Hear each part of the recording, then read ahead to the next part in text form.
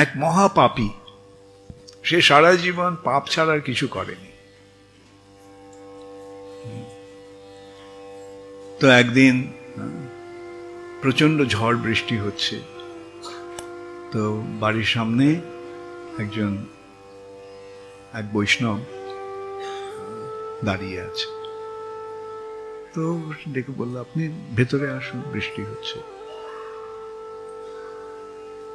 ওই একটা কেবল পুণ্যকর্মও করেছিল, একটা বৈষ্ণবকে বৃষ্টির সময় বাড়িতে আশ্রয় দিয়েছিল। তো মৃত্যুর পর যমরাজ চিত্রগুপ্তকে জিজ্ঞাসা করলেন, চিত্রগুপ্ত, এর হিসাব নিকাশটা কি আছে? চিত্রগুপ্ত একটার পর একটা পাপের কথা বলে যেতে লাগে, এই পাপ করেছে, ওই পাপ করেছে, ওই পাপ করেছে। বললো যে একদিনও একটা ভালো কাজ করেছিল, এক বৈষ্ণবকে একটা আশ্রয় দিয়েছিল বৃষ্টির সময়। তখন যমরাজ তাকে জিজ্ঞাসা করলেন যে দেখো, তোমার জীবনটা কেবল পাপে পূর্ণ, তার মধ্যে কেবল একটা পুণ্যকর্ম, একটা ভালো কাজ তুমি করেছ, তো কোনটার ফল তুমি আগে নেবে? পাপের ফলটা আগে নেবে না পুণ্যের ফলটা আগে নেবে? তো সেটা বুদ্ধিমান ছিল,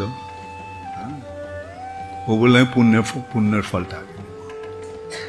ঠিক আছে, তোমার ওই এক পুণ্যকর্মের ফলে তুমি আবার একটা মনুষ্য জীবন পাবে। মনুষ্য জীবন পেয়ে তার ওই পূর্বজন্মের ওই কথাটা মনে রইল জমাল আর যমরাজের কাছে। তখন ভাবলো, একটা বৈষ্ণবকে একটু আশ্রয় দিয়ে আমার যদি এই লাভ হয়, তাহলে এই জীবনটা আমি সারা জীবনটা বৈষ্ণব সেবায় লাগিয়ে দেব।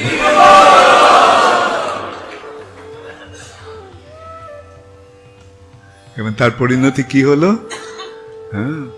ভগবত ভক্তের স্মরণ নিয়ে ভগবানের ভক্তের সেবা করলে কি হয়? সমস্ত পাপ থেকে মুক্ত হয়ে যায় এবং ভগবত ধামে প্রবেশের সুযোগ লাভ হয়। ভক্তা মাম অভিজানাতি যাবান যশ্চাস্মি তত্ত্বতঃ তত মাং তত্ত্বত জ্ঞাত্বা বিশতে তদ অনন্তর। যে আমাকে কেবল ভক্তির মাধ্যমে ভগবান বলছেন আমাকে জানা যায়, এবং আমার জানার ফলে তারা আমার কাছে ফিরে আসতে পারে।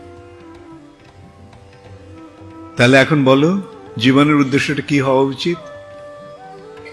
কে কে মনে করো যে ভগবানের সেবা এবং ভগবানের ভক্তের সেবা করাটাই জীবনের উদ্দেশ্য হওয়া উচিত? Very good. তো এই সেবাটাকে বিরক্তি সহকারে করবো না প্রীতি সহকারে করবো? মনে থাকবে তো?